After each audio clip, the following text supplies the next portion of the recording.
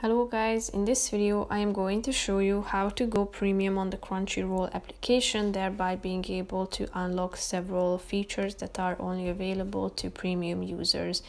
But first I just want to mention, don't forget to subscribe to my channel, because at 10,000 subscribers I am going to show you my whole YouTube revenue statistics and growth strategy, how to make money online. So let's jump into it. First of all, open the application on your phone.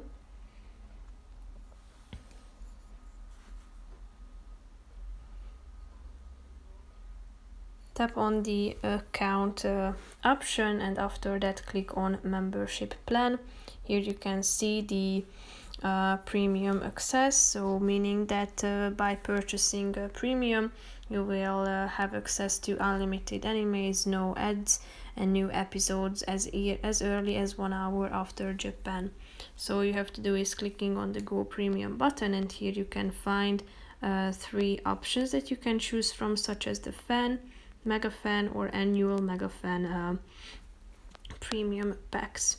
Here you can see all of the features that a particular premium pack contains, indicated by this checkmark icon.